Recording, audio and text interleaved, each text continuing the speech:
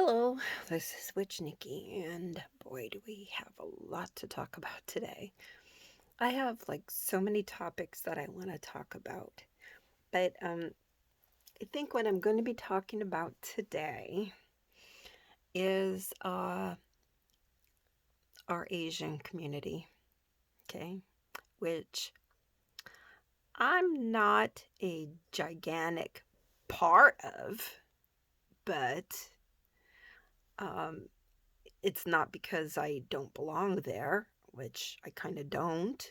I mean, you ever think about communities? When you think of communities, it's like this group of people and this group of folks and this group of folks.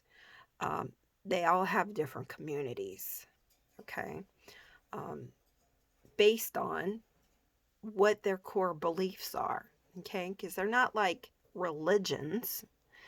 But when we talk about communities, that's what we're talking about, okay? So, um, I have two children and a grandchild who are part Japanese, have Japanese ancestors, two daughters and a grandson, okay? Um,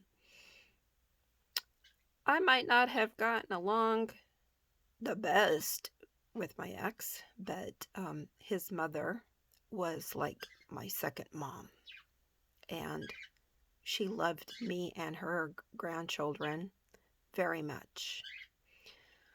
She did not get to meet her great grandson. I don't believe. Oh, maybe she did, but he was very small. And it was like her last few years here, and her mind wasn't as active as most, and so she would forget things. So um, some people think that, let me rephrase that. Some folks believe that um, Asian community in Asia, in China specifically, was um, at at fault for bringing us the COVID-19. The reason why this wonderful myth, and I'm being very sarcastic, this terrible myth was brought to the forefront was because of the president that we had at that time, not now, but at that time, the past 4 years, um, and all the derogatory terms that he brought forward during news conferences and things he said. Um, I'm not even going to repeat them because they are so racist. They taste terrible in my mouth. I'm not going to say them or repeat them. It's bad enough reading the things that I read. Um, this man, in my opinion, should be in jail for the hate crimes that he himself has committed and okayed people to be hateful. Okay, now hang on. I know that hate, racial hate, bigotry, xenophobia, all of this stuff existed far back before that president. I'm not even going to speak his name because it tastes terrible in my mouth also. You know who I'm talking about. And if you like them, leave immediately. You do not need to give me any kind of comments, thumbs up, thumbs down, nothing. Just leave. Get off my page. Get off my YouTube channel. Because if you do comment, I will come, and it's bad, I will come after you. I will report you, and I will block you, and I'll remove the comment. So you will not have done one damn thing. Not one. I'm not the kind of person that's just going to sit back and say, well, I'm going to leave this comment because I want people to see how terrible I've been treated. No. The comment comes off. I go to that. First of all, I go to the person who left the stupid comment, and I could report you right on my page. Report, go to your page, block, come back to my page. I know it's a process. I'll come back to my page and I will remove it. Okay? So you will be invisible to my page. I know that you will go on, but and I do this to other pages as well, like Instagram and Facebook and stuff like that. Sometimes I'll go right to that person and I'll say, I am reporting you, removing you, blocking you, doing everything possible to you because you are a racist idiot. Okay? I'm getting tired of it. I grew up with it, and I'm 61, so that's a long damn time. Then I'm not taking it anymore. I'm not taking racism anywhere around me. You better hope that when this person gets back out on the streets again after I get my vaccines and I continue to wear my mask and I get back out on the streets, you better hope you don't do nothing stupid in front of me. Because just like on Instagram and Facebook, and this is not a threat, this is what I'm going to do. You will not be pulling any of that racist stuff in front of me. Try as you might, go ahead.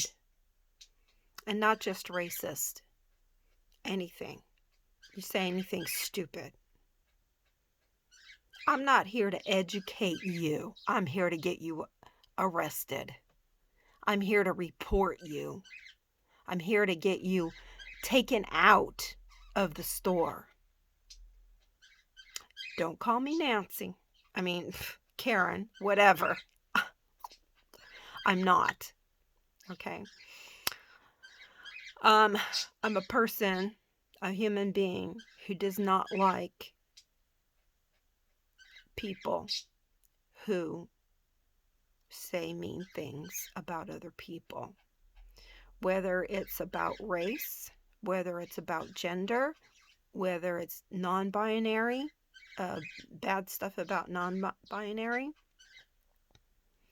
whether it's stuff about disabilities, what I call differ abilities, and I've been calling it that for many years now, since practically before, just about the time I started using a computer, I started using the word differ abilities, around 1999. I'm going to attach it to that time.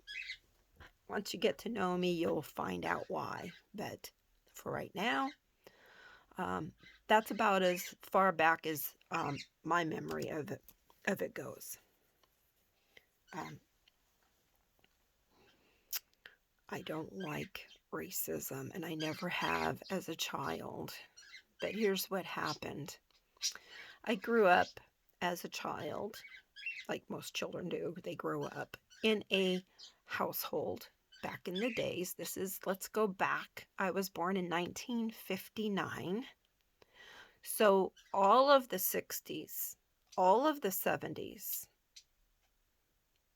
I was at my parents' house, surrounded by racism in the house, surrounded by it at school, and yes, even surrounded by it at church.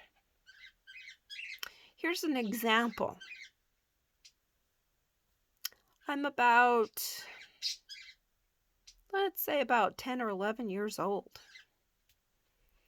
And the girls are just super gaga over Donny Osmond. I have nothing bad about Donny Osmond. Great. He was a great singer. He still is to this day. But I didn't really care for him. All the other girls did, evidently. And I still remember at school, the girls were like, oh, don't you just love Donny Osmond, Donny Osmond, Donny Osmond, Donny Osmond. Well, little shy, introverted Nikki was standing there listening to him and just like cringing. I was like, I don't want to say anything. Don't let me say anything because they'll hate me. They'll hate me. I like Michael Jackson. And everybody just froze. Okay. They said, what did you say? I said, I like Michael Jackson and the Jackson 5. I like them. They're really cool. Have you heard their songs?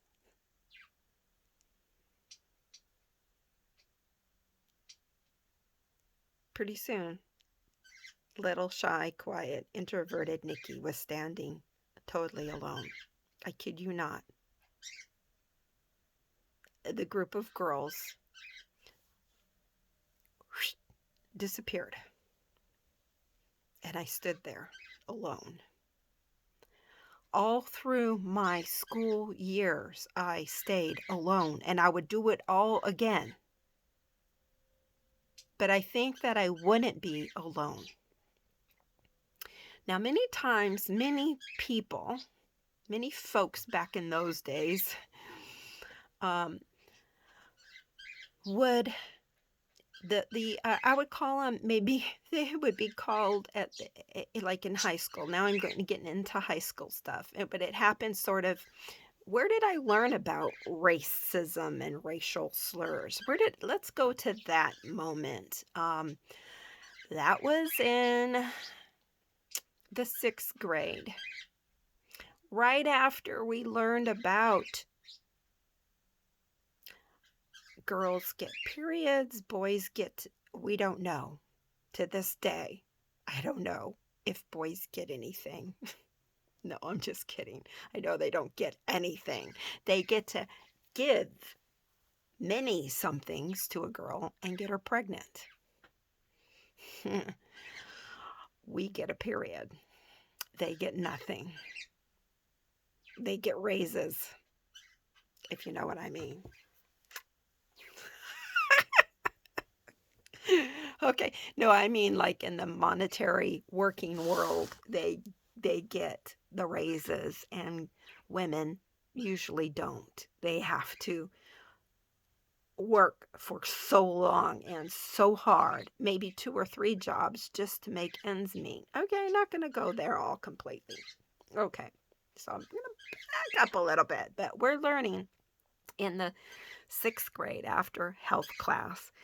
And we're learning today, kids, I'm going to pass out a questionnaire, and I want you to answer it as honestly as possible. Now, this stuff didn't even belong in the science class that we were in at the time. I still remember.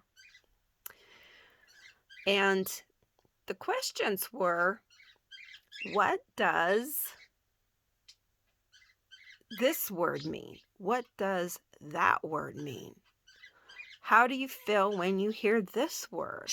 And they were all, I'm not going to say them all, but they were all racial terms, bigotry terms.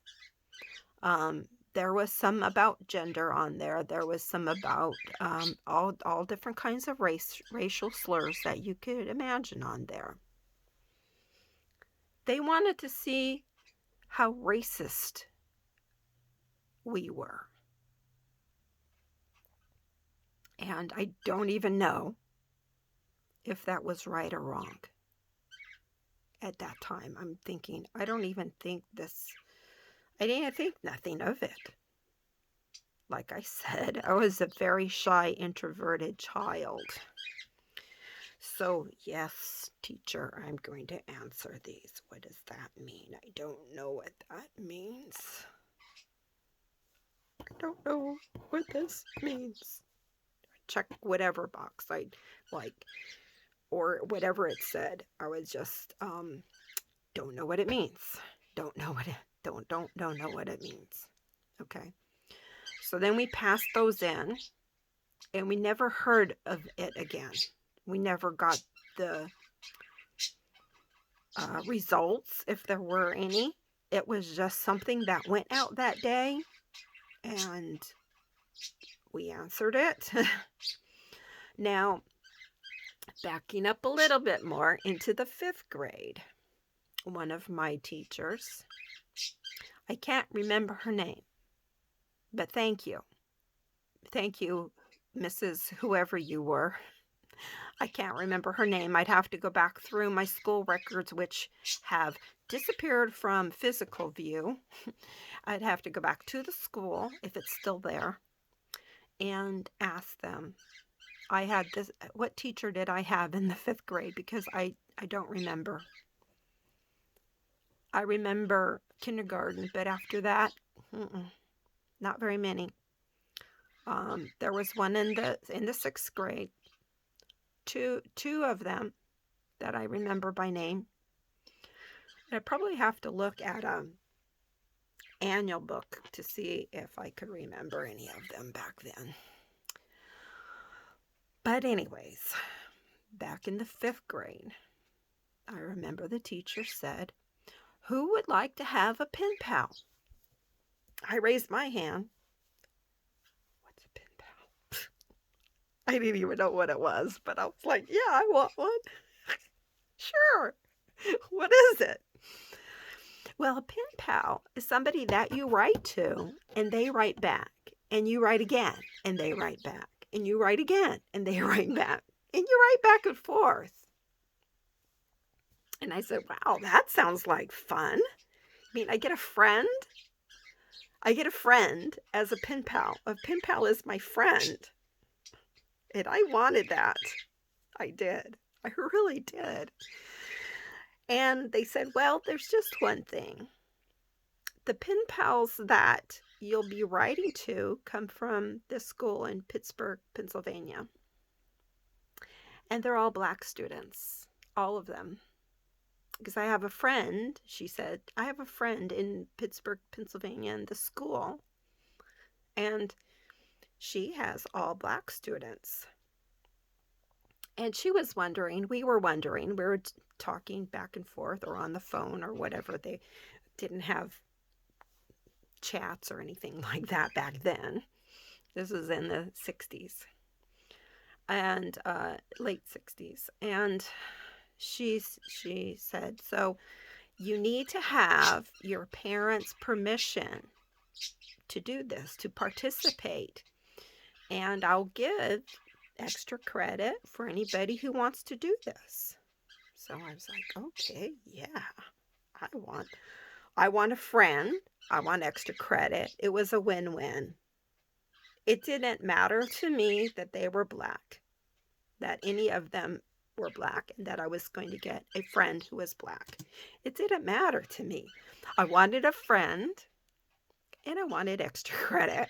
That was just like a bonus. So I took my permission slip home. Remember I said I came from a racist family? Yeah.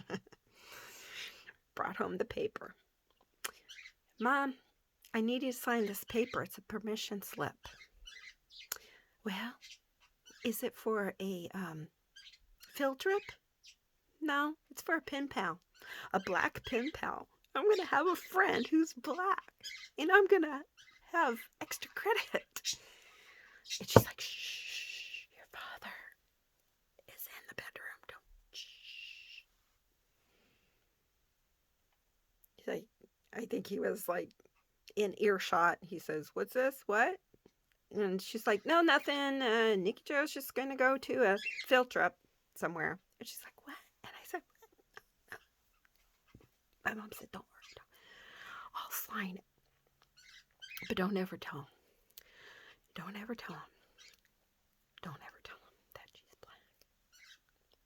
Just don't." So she signed it. Nikki Jo can have a black pen pal from Pittsburgh, Pennsylvania. It's okay.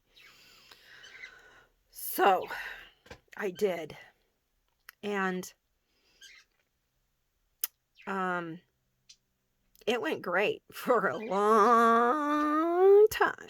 5th grade all the way through high school, all the way to the 12th grade. So she was a wonderful person. And for a graduation gift, my aunt, who heard about this, that we had pen pal, by then my dad knew that she had a pen pal. He said, "Did you ever have a picture of her?" And my mom said, "No, don't say nothing." I said, "No, she never sent a picture." So, kind of, she did, but she didn't. She sent a picture of that she cut out from a magazine of herself, that she was a model in, I think, like for J.C. Penney's or some clothing model.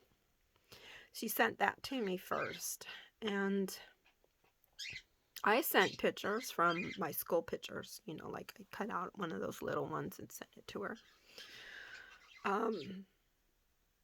So in high school, when I graduated in 1977, my aunt said, "Hey, how would you like to go and visit your pen pal?" And I said, "Oh, yes, I would love that." But my parents were both like, "We can't afford it." So my aunt paid for it, my plane trip there and back. Her parents did what they could to get together the money, and sent her back too with me. And then, she went back home after that. But here's what happened. I'll kind of shorten it up a little bit.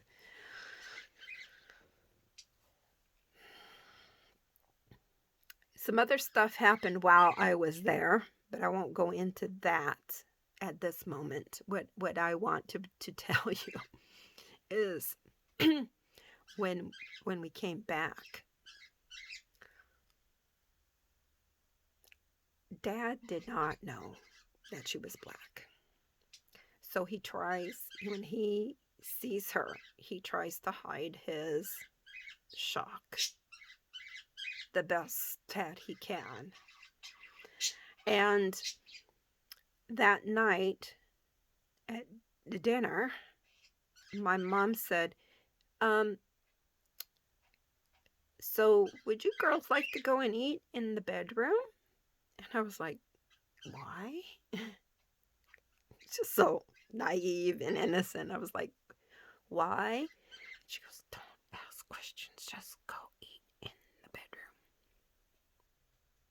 Okay, let's go eat in the bedroom. Take your plates and go eat in the bedroom. Because my dad did not want to eat at the table with a black girl.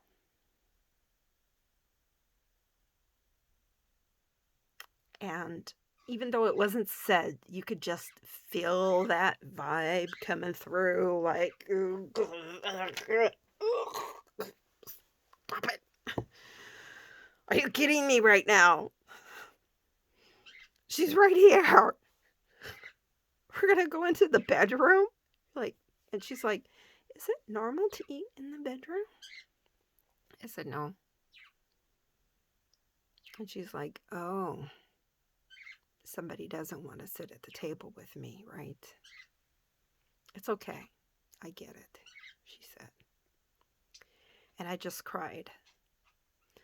The next day, we went to the beach, and we got incredibly sunburned, both of us. Because back in those days, we didn't have any of this sunblock type stuff. Yeah. Everything we had was sun tanning lotion. Get suntan oil on your body. We just thought it would make you just tan right up and be nice. Even she got sunburnt. I'm not saying it even, but she did. And at first I couldn't see it, but then later on I saw it. I was like, oh my God. Not only did she get a lot darker, but you could see some redness like through. So I felt really bad. Then I got lost on the freeway coming home. And I almost took us to San Diego. 2 teenager kids and my brother. And we almost went to San Diego. My little brother, he didn't know how to read a map or anything. And I was just like, I went one way when I should have gone the other way. And I was like totally confused. We kept driving and driving. And our sunburn is just like, oh. Well, like I said, something had happened over in her neighborhood to me that was much worse. But we won't go there right now. So it was kind of like the vacation type thing from hell for both of us. The next day, now I stayed almost a week. I think about 4 days with her at her place. We were supposed to stay a week, but we managed to stay for about 4 days. And then I told my mom, I called up my mom and I said, I got to come home. I don't want to be here anymore. And it had nothing to do with her per se, but I just didn't want to be there anymore. Something had happened and it was terrible. And I didn't really know for sure what it was. I just felt so terrible and I wanted to come home. And it didn't have nothing to do with being homesick. I was fine about being out of that house, really. And being somewhere, it was one of the grandest adventures I had as a kid growing up. So the next day, though, she called her aunt and uncle who lived in San Diego out here in California. And they came up to get her. She wanted to go. She had enough. I don't blame her. I feel so bad. We kept writing, though. I told her, I said, I love you and I want to keep writing to you. And she says, oh, yes, of course. You can't help, what family you come from. And at first I was like, I kind of knew, but I was just kind of like, I still didn't really know. But that must have been the word they were trying to teach me and the stuff they were trying to teach me back in the 6th grade. In that little quiz or whatever it is, survey that they gave us that day. They were trying to teach us that, and it kind of just dawned on me. I was like, this must be what they were talking about. I still didn't have a clue. I didn't know. I didn't know that the girls with me at recess that one time were being racist by saying they didn't like Michael Jackson and the Jackson 5 and they moved over there and left me alone. They liked Donny Osmond. I didn't know that was being racist. I just thought that was their preference in music. But I didn't understand what took them from there to there because I didn't move away from them when they said, we like Donny Osmond. I didn't say, ugh, the heck? Kidding me?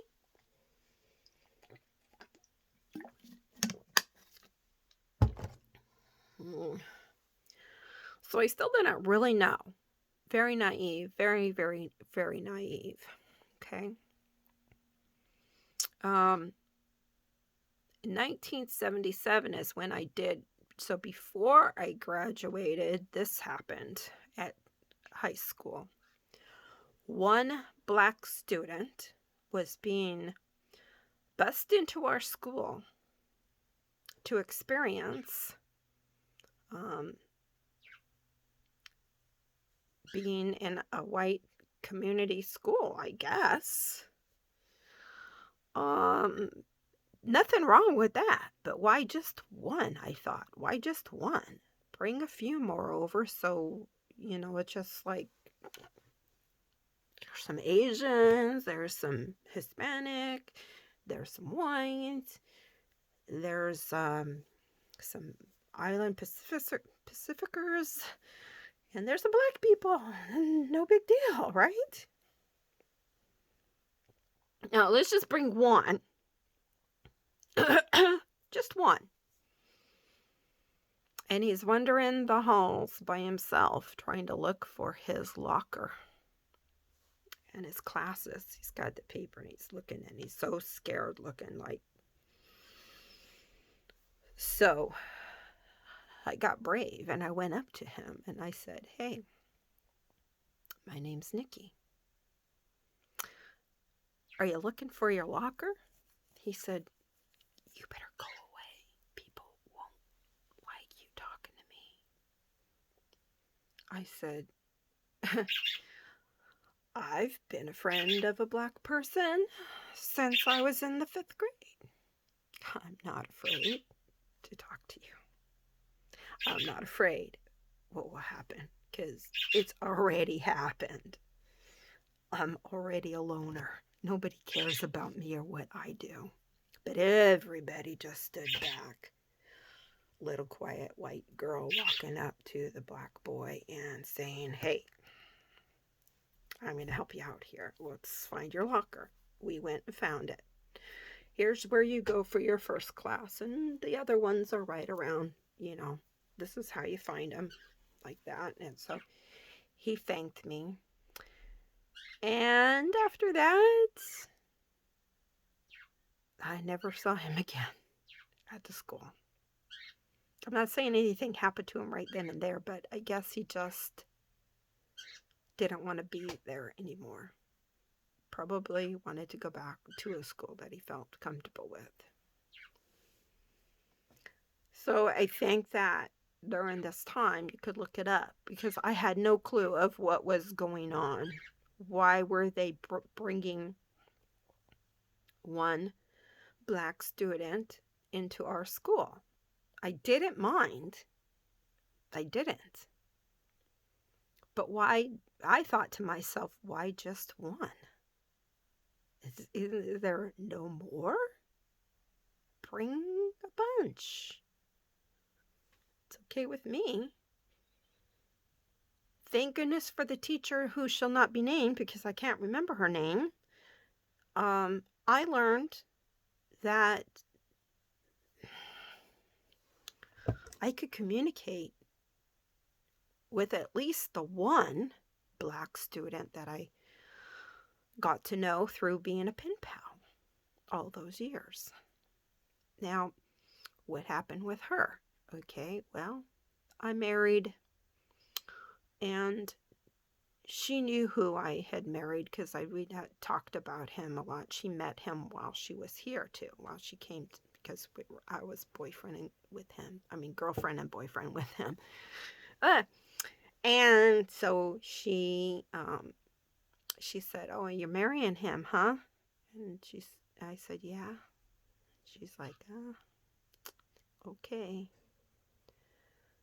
And then I never heard from her again after that. That was our last letter. She's like, "Okay, you're going to marry him, huh?" And I wrote back. I said, "Yeah, I'm going to marry him, blah, blah, blah, whatever." And that was it. Never heard from her again.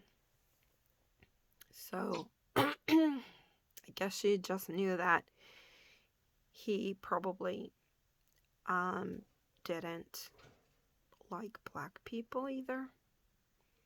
And it was true, because during our time together, he was my first husband, and during that time, he had said some pretty racist stuff here and there about people that we saw. Sometimes we'd see a black guy and a white woman, or a white woman and a black guy, and oh, he had some derogatory terms for all of that business too.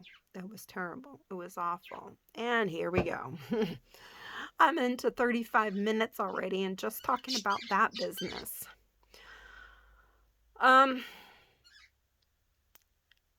Racist and cultural stereotypes have been around for a lot longer than the past 4 years. Okay? It did not start. 2020 was not the beginning of racism. It's been around for a long, long time. Even before I was born. Okay? Some of you young folks out there are getting all upset about all the things that we grew up with that now you're all saying that's racist, racist, culture removal, whatever the heck the term is, that you're going to do away with a lot of things that we grew up with.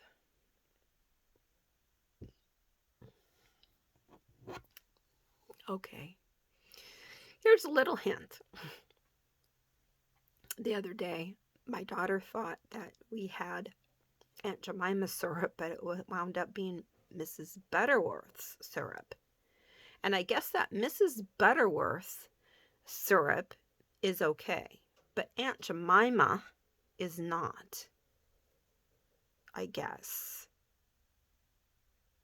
But did you know that the lady who did Aunt Jemima, they took her likeness. Let me look that up again because I know her first name was Nancy.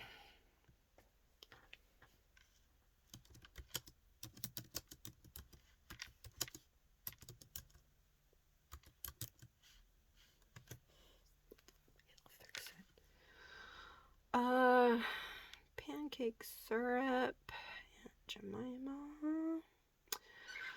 Okay, so it started taking it off because Nancy Green. She was born March 4th, 1834, and died August 30th, 1923. She was a former, I think we're supposed to use the word enslaved person. She was a nanny, a cook. And nanny, by the way, is an okay term. I'm not going to take away nanny. She was an activist and a first of many African American models hired to promote a corporate trademark such as Aunt Jemima. The Aunt Jemima recipe was not her recipe, but she became the advertising world's first living trademark. Can we give a couple of thumbs up for that? She did not see that as being racist. She saw it as a money opportunity. And she was a real black woman. They did not just black up her face. They used a real black woman figure model. And she's beautiful, actually, from... I'd kind of like to see some real pictures of her because let's see if we could find any of her. Aunt Jemima's pancake flour, they called it back in the day. Nancy Hayes, or Hughes, was born enslaved on March 4th, 1834. Okay, so without really going too much into that, it does show a picture, but I don't think it's going to come out very good here. I'll click on it, see if it can get a little bit bigger. Okay, I'm going to very carefully take you like this. And there we go. See that? And look at how the wording is. Eyes in town, honey. Aunt Jemima's pancake flour.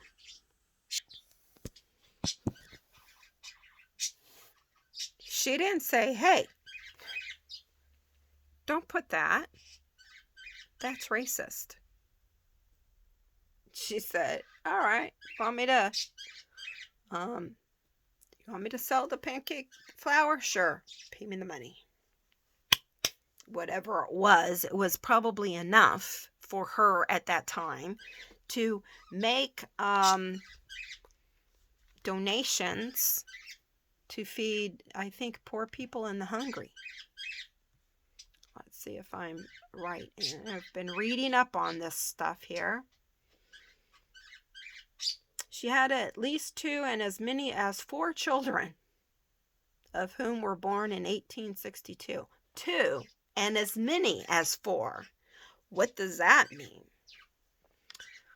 She probably had some of her children taken away to be sold as slaves too. And this is a terrible thing. But are we going to take it out of our history so we don't see it anymore?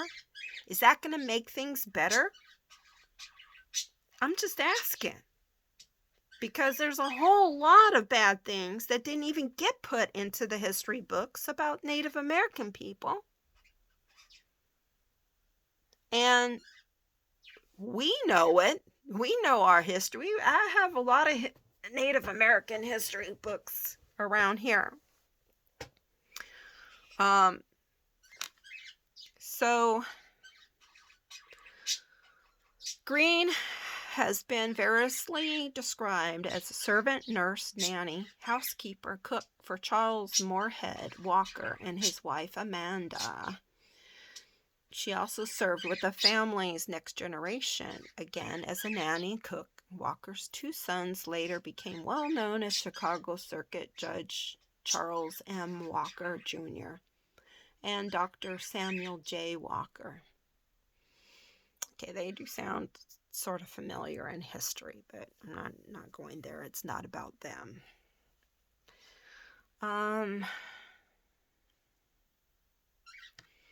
After the expo, because there was this expo, I'm just skimming down here a little bit. You can go and look on Wikipedia and anywhere else you want to, but this is the quickest one that came up. Look up Nancy Greene, Green, just as it sounds.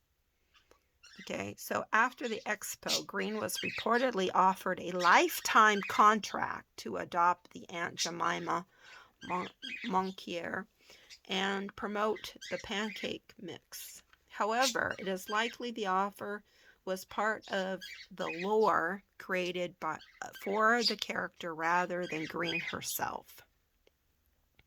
This marked the beginning of a major promotional push by the company that included thousands of personal appearances and Aunt Jemima merchandising. She appeared at fairs, festivals, flea markets, food shows, local grocery stores. Her arrival was heralded by large billboards featuring the caption, "Eyes in town, honey," which now we say is racist. She didn't seem to think it was racist if she was accepting money for it. She could have just said, you know what? No, I'm not going to do this. I don't want it.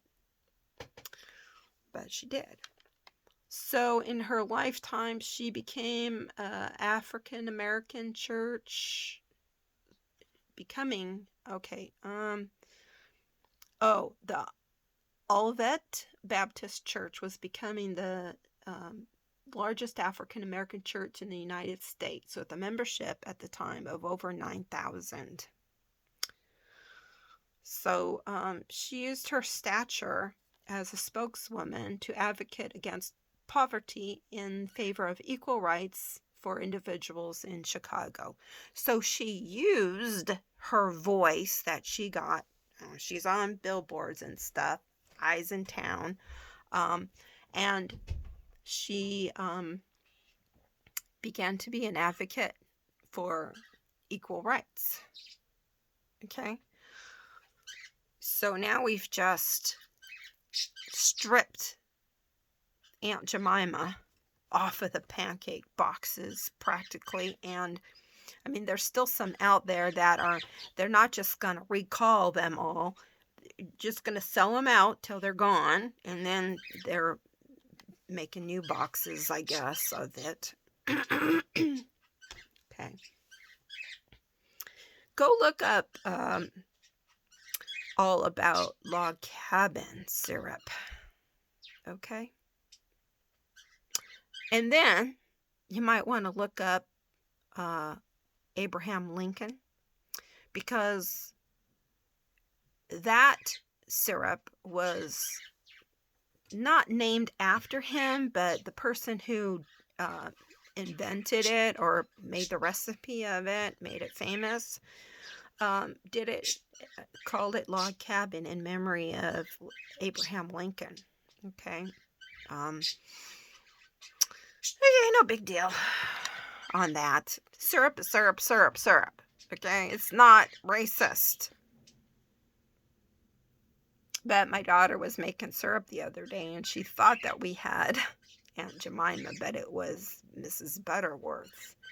Now, I don't know if they're taking Mrs. Butterworth off, but here's the thing.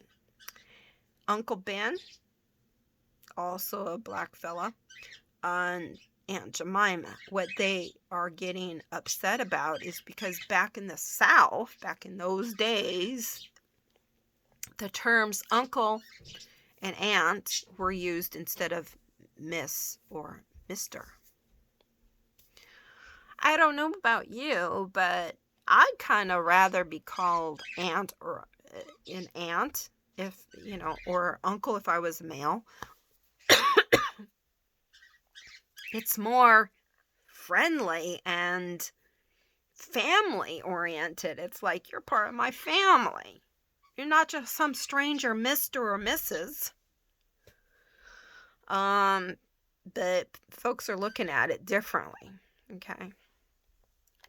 So what I was going to be talking about today, and I've gone way over my talking limit here, was about the Asian crimes. And Asian racist crimes have been going on for a long time.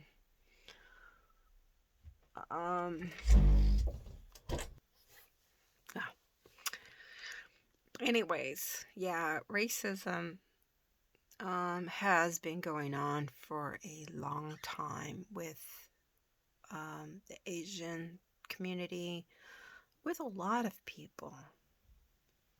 It just seemed like as soon as, well, you know what? It was happening before the white people came, before the European invasion in the Americas. Okay, so those people who came over here and started seeing the Native Americans, dark skin. Oh my God, dark skinned people. Those people that came here after Christopher Columbus said, hey, I've discovered America. We just gotta clean up these heathens over here and get them to wear clothes and give them Bibles, and they'll be fine. Be just fine. Peachy. Okay. That's not word for word, but that's basically what happened. And then they came over. And then other folks started coming over. The Irish folks. Okay. Today being, I don't celebrate St. Patrick's Day. I celebrate Irish American Pride Day. Okay, because I am somewhat in there Irish too. My grandpa and Cherokee. So I wear green, and my daughter made green pancakes, and if somebody thinks that's racist, and you know what? We put Mrs. Butterworth syrup on it. And they were Aunt Jemima pancakes. And if somebody thinks that's racist, well, you don't have to be here. You can leave. Okay? You don't, because it's not being racist. Racism has been going on for a long time. One should go way back into the Bible during those times. And people who have did art pictures of paintings and drawings of people from the Bible. Okay? They weren't black. All of them, Mary, Joseph, Jesus, all the time you see the angels, the only ones that were black that you saw that had black skin were the 3 wise men that came from different countries, came over here, and sometimes you see them with black skin. But Mary and Joseph, even Adam and Eve, you didn't see them being black. And I used to ask about that when I was a kid. If Adam and Eve were white, how did we get brown people and black people and other colors of people? How did we get other people, like different hair and different eyes and different sizes and shapes? How did we get all of that if there was only just Adam and Eve? The first thing that ever came to my little head when I was a kid, that I kept it to myself because, like so many other things I started learning, if Nikki saw something and asked questions about it, she was going to either get abandoned or she was going to get punished. So I just learned to observe things in the background, from the background, like, don't like that. But I was too afraid to ever say anything to anybody about anything that I saw. But now, there's just no holding back. And that's what all of this has all been for, is that Asian hate has got to stop. All hate has got to stop. Why does anybody need to hate somebody else? Have you actually met and had problems with the people that you hate? Or is it just somebody has told you, these people brought the coronavirus to us, so now we have to go out there and eliminate them? No. It's the most stupid, ludicrous thing in the world. And you're not going to keep continuing doing anything that idiot said to do. Get him out of your mind. Step back for a few minutes and take a look at, don't just look at the news and what you've seen or thought you saw all this time, because what you thought you saw was a man being a racist and given permission to people to be racist. And then it made people so angry when black people were getting murdered in the streets, and they were having riots, and people were saying, "What are you having riots for? You always gotta have riots and break things and go crazy." Huh? Excuse me? Because we've been, I want to put myself in that too, because we've been experiencing racism for too long. When I was a kid, I shouldn't have had to take that little questionnaire survey about how racist I was or wasn't. I didn't know how to answer any of those questions on there. I didn't know what any of that meant. I'm not going to repeat the words that were on there, but I remember some of them. I might not remember the teacher who presented me into being a pen pal with a black person, but I do remember in that one class that we were being asked these questions.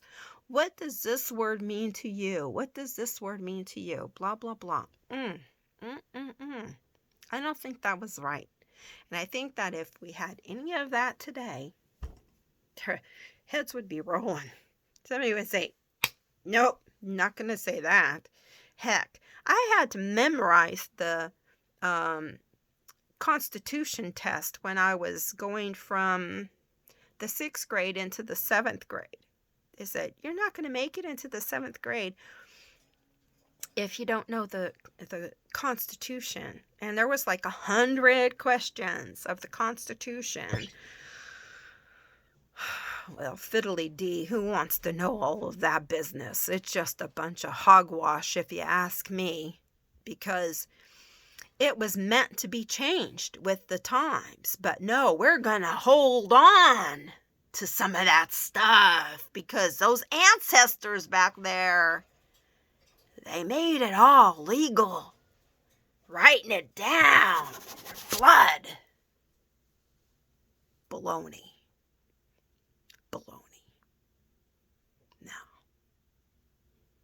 the Constitution was made by the people of that time that were going through what they were going through.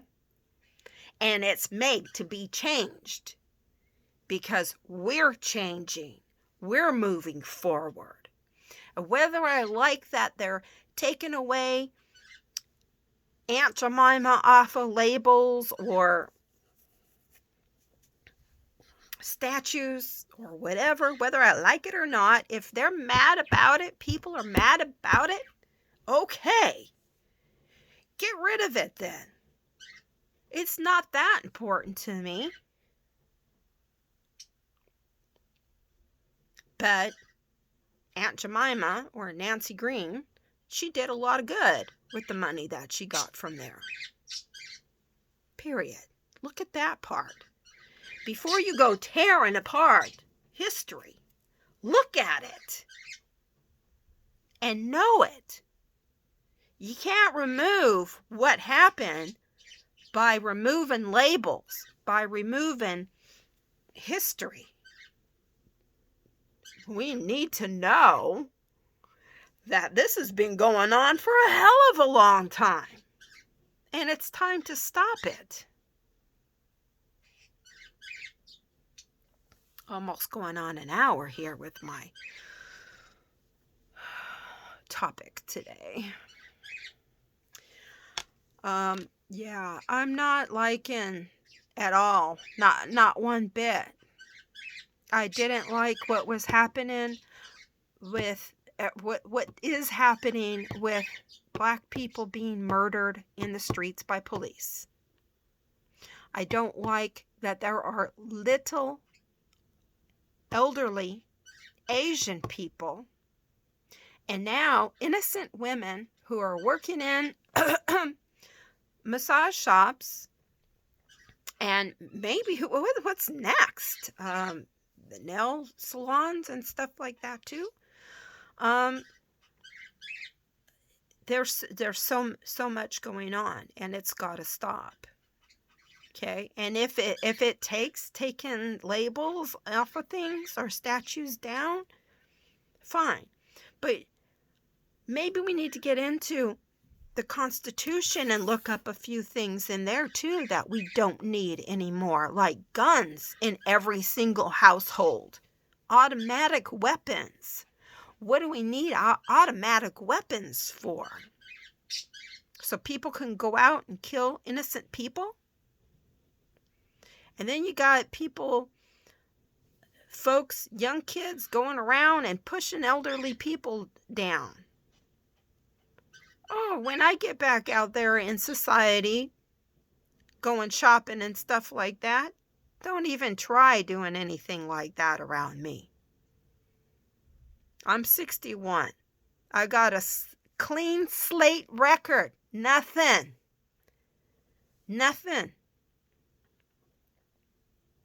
And like my mom used to say, I'm an old lady. I don't mind. You're not going to do anything against anybody around me. Okay? You're just not. Don't. I'm not going to get up out of here and go protesting about it. There's plenty enough people out there already. I'm staying safe. I'm staying at home. But I'm saying, once I get back out there, and if I see any kind of racial stuff happening, I'm going to speak up. Loud. It's not going to happen. Not just racial either. Okay? I'm not putting up with any kind of hatred of any kind. Non-binary hatred, gender hatred, disability hatred for people who have different abilities, for people who have Down syndrome, for so many other people. Look them up when you go and see reels on Instagram or on TikTok. Maybe that's why that other president from 4 years ago doesn't want TikTok, sorry. I don't watch it, but TikTok. That's why he doesn't want TikTok out there. You know why? Go and watch it. Watch Indigenous people TikTok, Down syndrome TikTok, and so many other TikToks out there where people are speaking the truth, and they're not going to take it anymore, mister. We're not taking it no more. So look it all up. Okay? LGBTQ, all of that. TikTok. And people are saying, what questions do people ask me? There's Hawaiians, there's New Zealanders, there's all kinds of TikToks out there, not just stupid little funny ones. Not just the moms are going crazy because of COVID lockdown ones. No, there's a lot of serious people out there that are saying, we're not taking this anymore. And our groups are much bigger than the little teeny pea brain groups that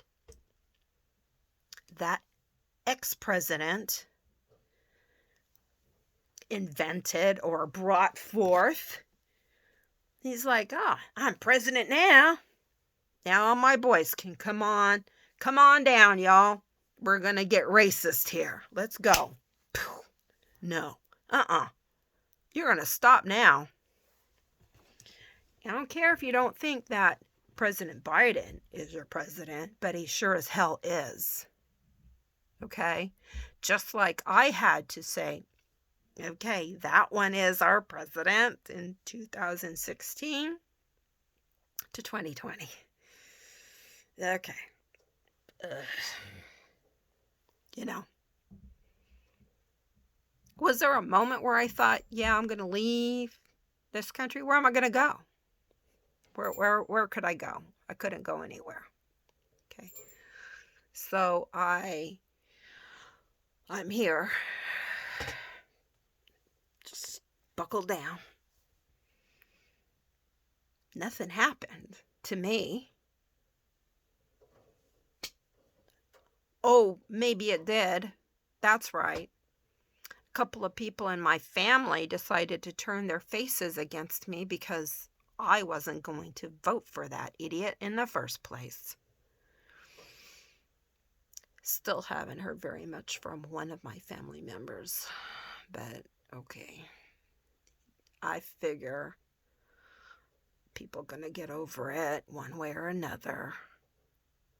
And if they don't, hey, it's your time to spend some time in jail. Because there's a new president in town and he's not taken very kindly to racism at all. So, That's all I'm going to be saying because I've gone like over an hour now. One of my longest topics. Also, I want to end with, it has nothing to do with anything, but I've been posting my granddaughter learning how to play the clarinet. And she played Twinkle Twinkle Little Star really pretty good, considering she's a beginner and she's 11. And within 19 hours, she got over 500 views. Not very many people gave thumbs up, but somebody gave a thumbs down to an 11-year-old child. Shame on you, whoever you were. Go ahead, give me a thumbs down if you want. You're not going to do anything to me. It's not going to hurt me. But you go giving one of my grandkids a thumbs down, you better hope I never see anything but your thumbs down. You better hope I never see your face. But bad karma's coming for you. So don't leave me any thumbs down on my granddaughter. And within 19 hours, over 500. I checked it just before I got started here. 555 views. And I think that's pretty good for 19 hours. I don't think it's going to maybe not go viral or anything like that. But you know what? You don't have to give it a thumbs down. And please, don't even think about commenting. Okay, well, it's been good chat. Good chat. Love y'all. Stay safe. Keep your mask on when you go out. Do your social distancing. Whether you get the vaccine or not, this stuff is real. It's painful and it's real. I haven't been vaccinated yet, but I'm waiting to get that done. So, all right, time to go.